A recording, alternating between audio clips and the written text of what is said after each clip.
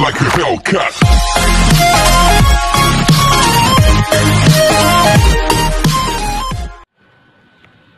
Alasan diberlakukannya daluarsa adalah karena sangat mempengaruhi daya berlakunya penuntutan, sehingga memperlemah ingatan terhadap gangguan atas ketertiban yang telah dilakukan.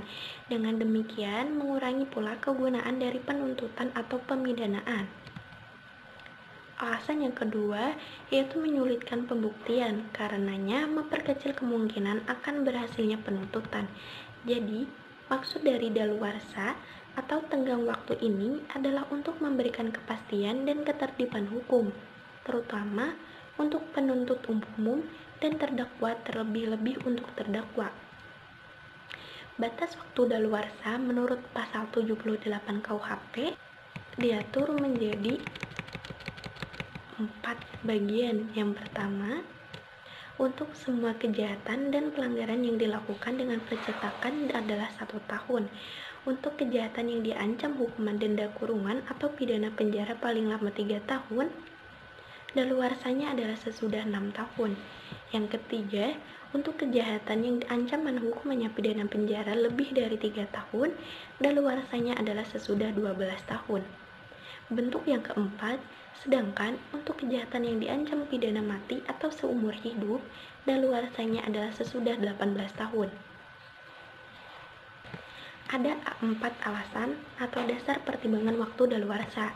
Yang pertama, tersangka atau terdakwa yang melarikan diri harus lebih lama dikeluarkan dari penjara dibandingkan orang yang benar-benar menjalankan hukuman.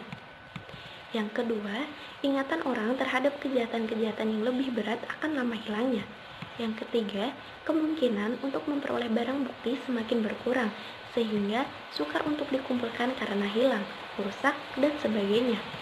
Yang keempat, memberikan rasa kepastian hukum kepada masyarakat. Penentuan tenggang daluarsa menurut pasal 79 KUHP dihitung pada hari sesudah perbuatan dilakukan kecuali untuk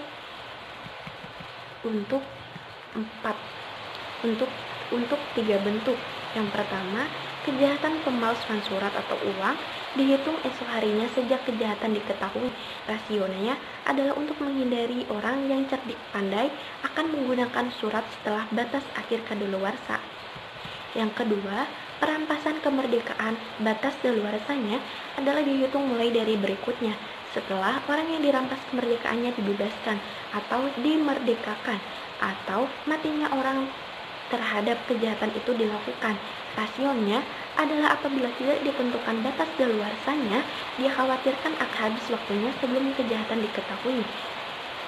Yang ketiga, pelanggaran terhadap pencatatan sipil dihitung sejak saat daftar penyertaan dilakukan. Sekian review materi yang saya sampaikan, kurang lebihnya mohon maaf. Wabillahi taufiq wal hidayah. Wassalamualaikum warahmatullahi wabarakatuh.